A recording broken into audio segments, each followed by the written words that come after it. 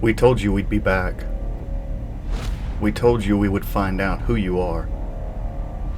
And this time, we're not leaving until we do.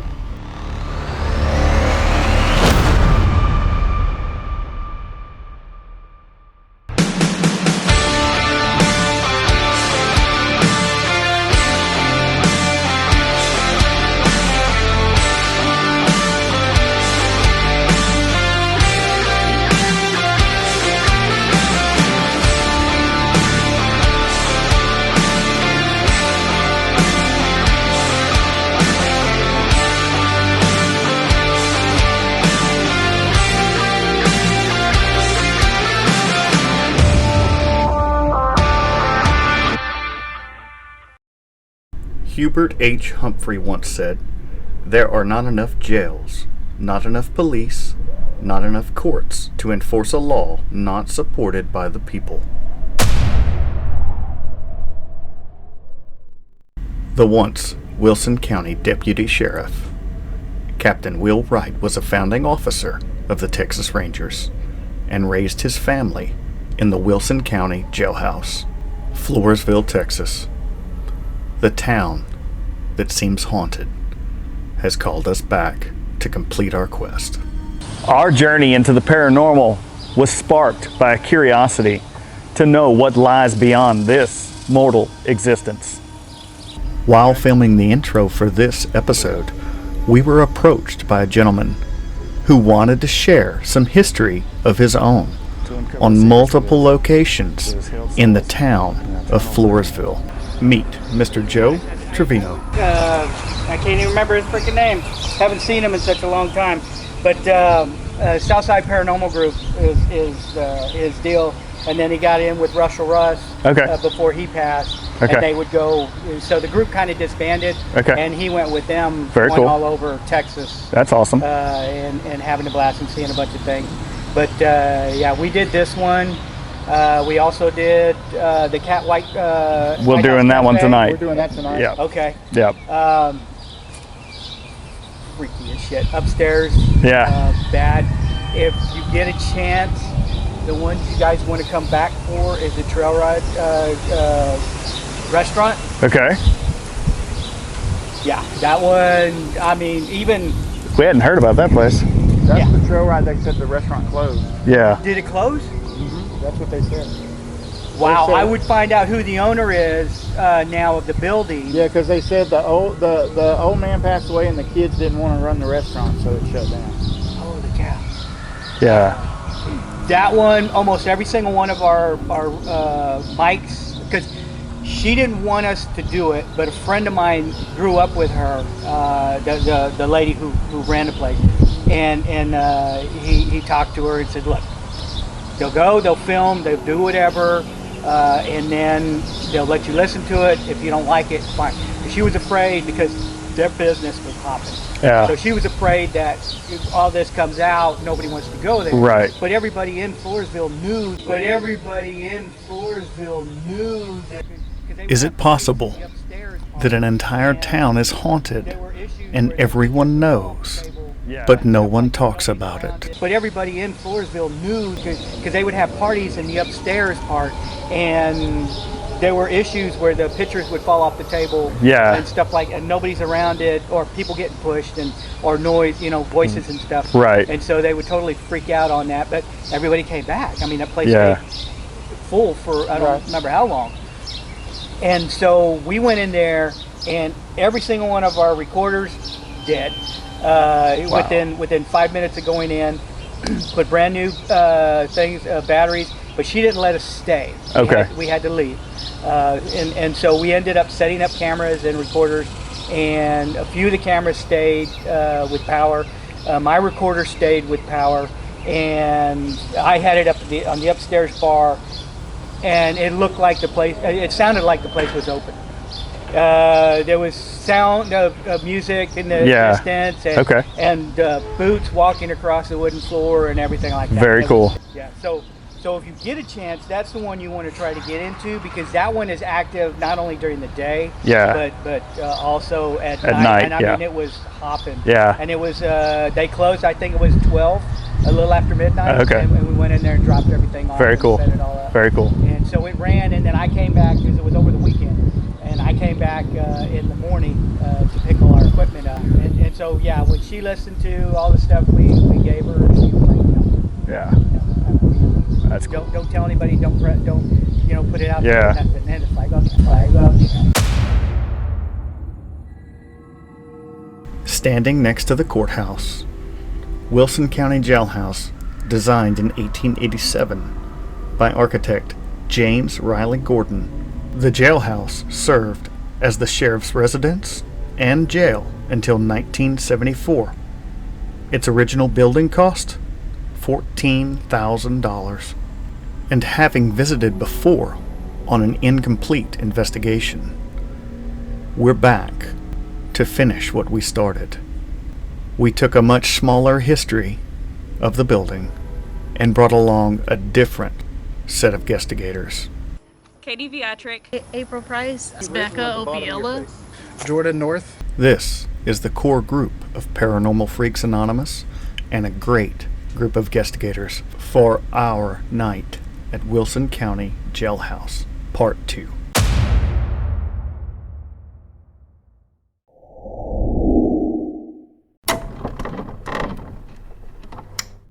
To begin the night, Katie and myself go to the front jailer's quarters, where we have a personal experience that we can't scientifically explain. So, place the digital recorder in the armoire right behind me, and we're going to try and get some voices there. Do you have a name?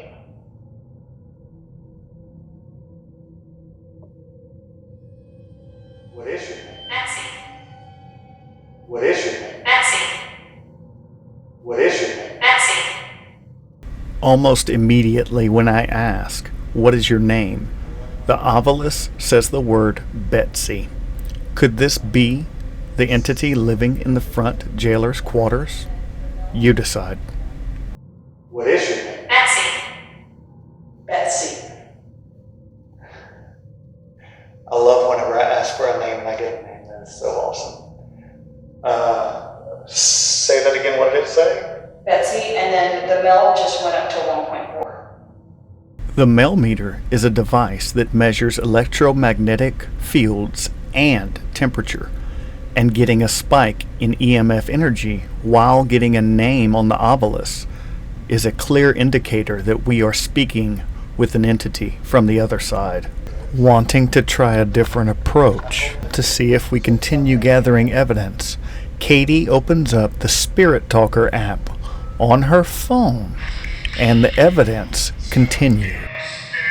And while listening to a burst session on the recorder, the app says a statement that catches our attention.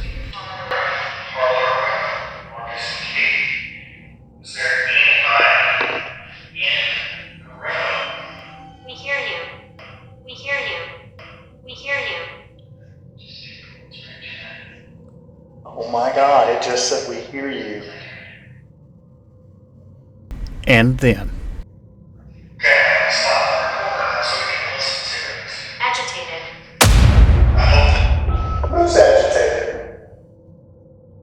Betsy, are you agitated? We hear you. Demand agitated. Are you agitated because we're making demands? We're asking your name? That's not a demand, that's a question. Or are they trying to demand something from us? That's a good question. Are you trying to demand something from us? Why would you demand something from us? What would you demand? Guilty. Who's guilty? It is a jail. I just pointed to the jail cells. It is a jail. Receiving the answers, Betsy, we hear you, agitated and guilty, all coincide with the location we are at, a prison. Is there a woman named Betsy who hears what we are asking and is agitated, but was guilty of something? You decide. Katie and I moved to the prison side of the building to meet with Paul, Jordan, Becca, and April, who were getting evidence of their own. You like taking care of everybody? Yes. Is that why you chose to stay here? Yes. Leo. Wow. I just had to change mine. And then we get an answer. Please leave here. Oh, come on. Who wants to leave here? Or who do you want to leave here?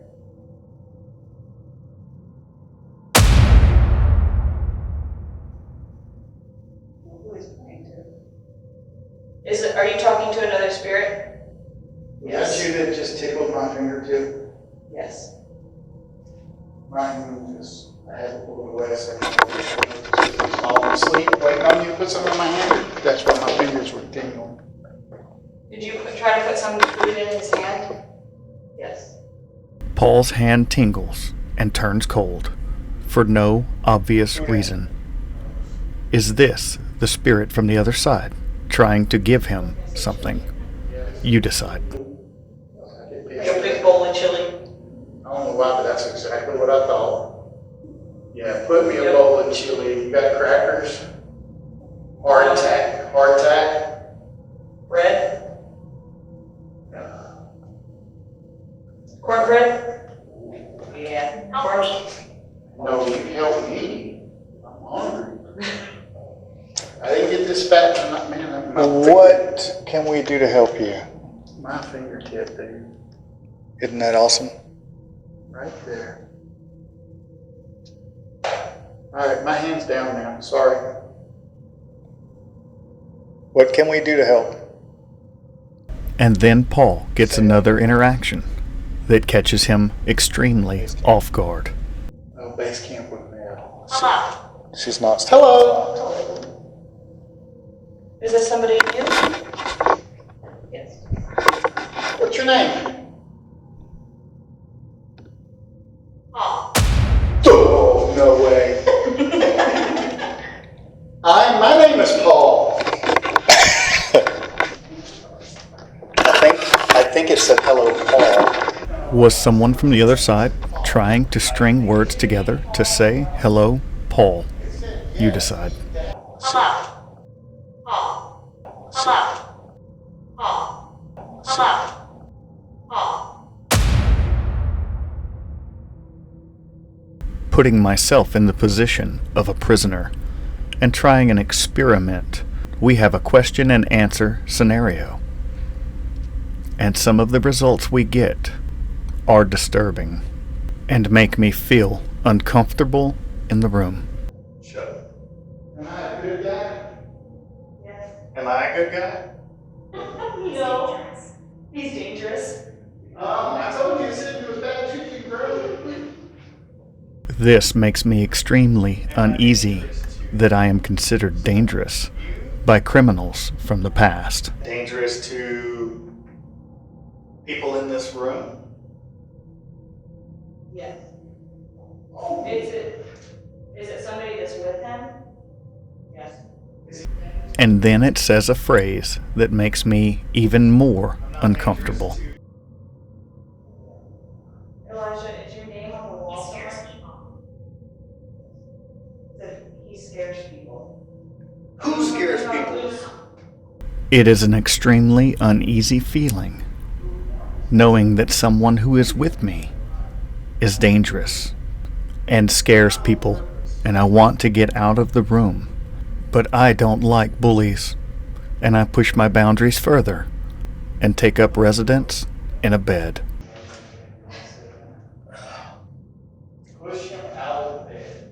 And it doesn't take long for me to get a physical reaction. I got that sick feeling, that nauseous. I remain in the bed for as long as I can, but something makes me feel sick and I can no longer stay. So we leave and move to a different part of the location. Show yourself again.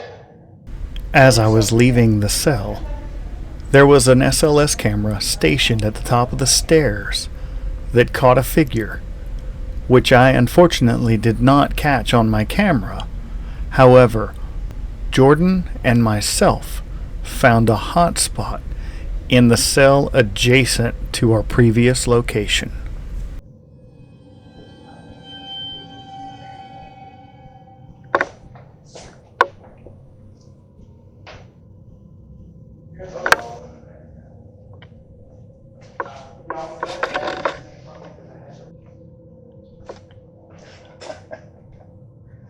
I swear I just saw something in here, like right here. Oh.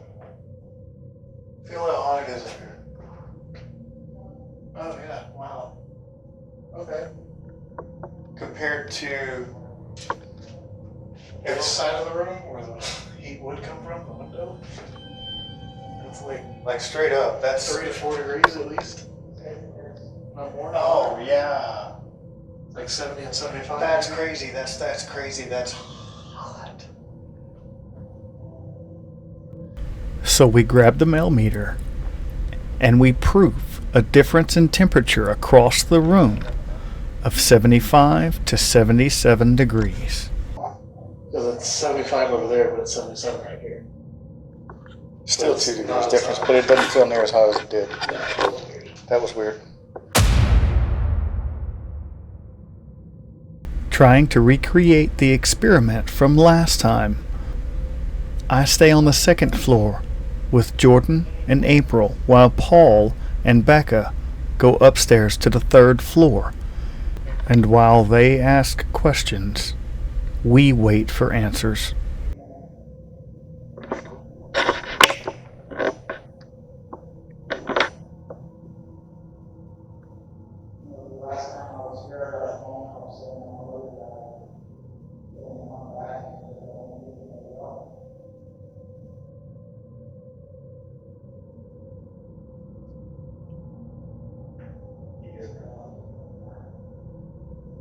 Paul, stop. Okay, so Paul's talking about it said died, and on the second floor, and Paul said the last time I was here, I got a phone call that my mom died, and the REM pod just went off, room through that wall. We can hear it here, and that is where we were when he got the phone call. So that a coincidence, maybe. But that's really interesting. And then it said, I'm intrigued on the device downstairs right after that.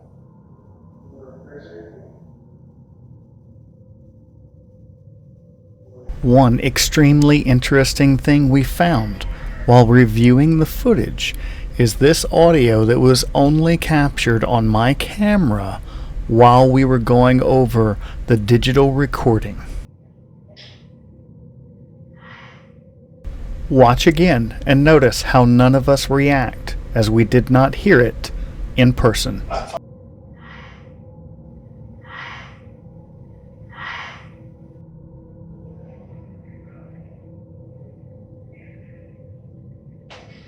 I find it really Watching this footage reminds me we are never alone.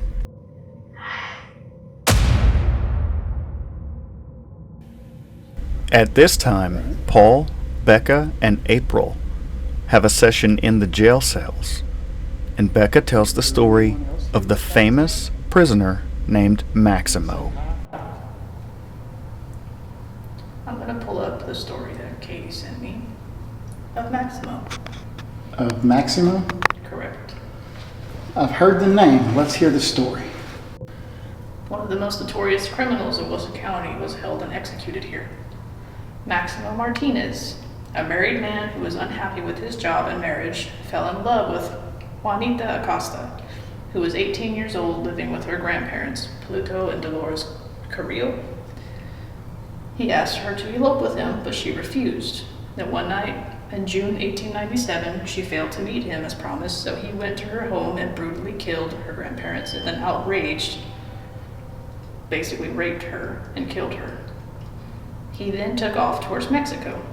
Several surrounding county sheriffs joined the sheriff Craighead on the hunt for Maximo, and after a tip finally found him, brought him back to Floresville, where he was tried and found guilty of the murders. He was sentenced to hang within a month. He asked the county for a brass band to play during his execution, and the county did not disappoint. It is said that over 5,000 people attending his hanging, where he was allowed to sing and entertain the crowd to his final seconds of life. So they basically brought in a stage, they brought in everything so he could sit there and just have the time of his life before he got hung. Wow. It's crazy. Oh, a lot of surrounding counties hated Wilson County because of what they did for this criminal. So they treated him like a king almost, Right. just before he got executed. What was his final wish? To sing and dance and, do his comedy, do whatever he wanted. It's all he wanted to do, and 5,000 people showed up to, To watch him perform and then hang. Yep. I hate being on camera. And then April shares with us that she has found a connection with someone there as well, and opens up to share. However, while talking about it, they get a warning. Have a connection with someone named David? Yes. The first time we came here, David, we met David. He's got kind of a cocky attitude, but he's a funny guy. You are not safe. You're okay. You are not safe. You are not safe. You're okay. Yeah, we're safe. Wow. Just so y'all see, her voice just said you are not safe. But Is this a warning from David, or Maximo, or possibly something more sinister? So, what we've gotten from David is that he and another man, they were partners in crime. They kidnapped women. And I don't know what they did with them, but well, yeah, kidnapping people isn't really a good thing. no, not good at all. Well, the gist of his story is that his partner ratted him out, and he, got out of Dodge. Was his partner's name Robert? Boy, that would be weird. No, I forgot his partner's name. We had a name. Satan. Oh, okay. It's not Satan. Oh, yours. It definitely wasn't Satan. It's Maximo. He's trying to scare us. So his partner ratted him out, and David took the fall for it all. From what we've gathered, he really regrets what he did. He regrets it a lot, and we asked him why he stays here. And he told us that it's his way to repent. Are they encountering Maximo or David? You are not safe. Or is it something more sinister? We had a name. Satan. Oh, okay. Are they truly there to repent? Or are they stuck here for other reasons? It's Maximo. He's trying to scare us. I like talking. We were told of a story that children played upstairs in the front of the jail, and Katie and myself received evidence that seems very compelling. I left my camera in one room with a REM pod and a Mel meter, while we were in the room next door with an S-box.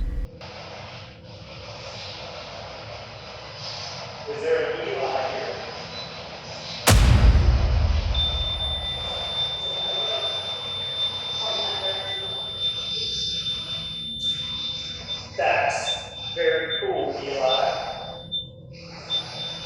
The children play. Get excited. Jeez. I am extremely startled by this evidence.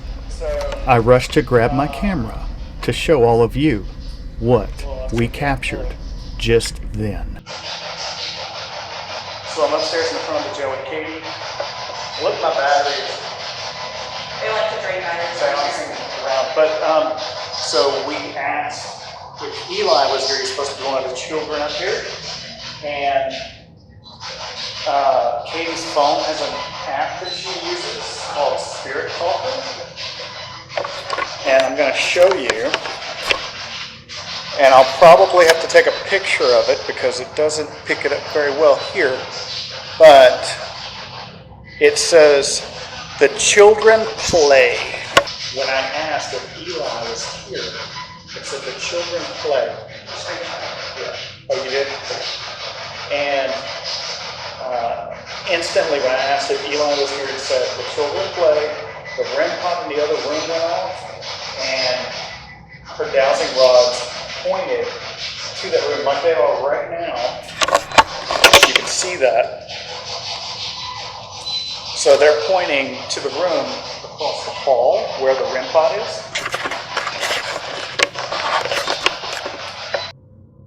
And then so we heard children voices on the S-Box. I couldn't make it out. Yeah, it was a little faint, but But there were definite children's voices that came across the S-Box. So somebody tapping on my, and then it's like they tapped on my leg, and then ran my leg. do you hear that? That's the REM pod in the other room. We're talking about the kids. And the REM pod in the other room where nobody is going off. I'm going to take you over there right now to show you. Without stopping. There's nobody in this room. All right, there's the doorway I just walked through. There's Katie, and I'm in here, and that's it. So we set up the GS2 laser grid to try and pick up whatever is in the room with us. There's something out there. There it is. And just so you can see, there's nobody over there. Just the grid. And we're picking up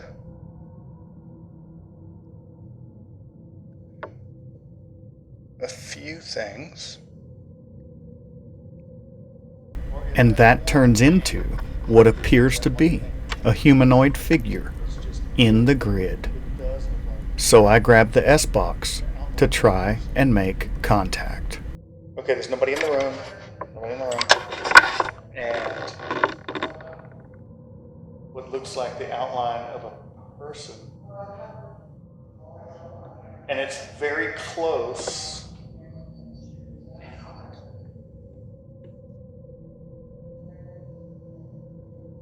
Oh wow, that is very cool. Okay.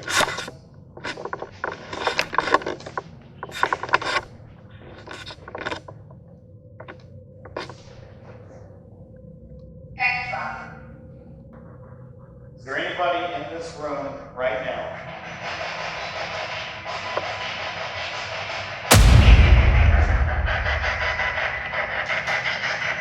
Unexpectedly, something or someone touched my arm. Did you see that? So it caught me off guard. I jumped, right? Yeah, I saw that. Like, it was like, I thought, in my mind I processed it as a fly or a mosquito. But it was like 2 or 3 fingers, like, yeah, it's like really dark. And then I'm like, okay, what is this thing dangling? And it just threw me off. But it didn't look like this at all. And it was like right here, not down here, right? Yeah. So that was really cool. That was. I said, I'm aiming towards your hand and having this in there, so. Yeah, I mean, that was really fucked up. Watch again in slow motion, and you can see nothing touched my arm that was visible. And in true Spirit Guides fashion, it would not be a great investigation without 1 or 2 mishaps. Yeah, so we were filming and some stuff happened, like it said my name, and we had a big long conversation. And the last time I changed my battery, I forgot to hit record. You're And then the room turns cold, and all contact seems to stop. Where did all these cold spots come from? AC? Wilson County Jail, our second time around. What secrets do you still hold that we haven't found? Maximo, David, or something worse? Do you still lurk inside, waiting to be discovered?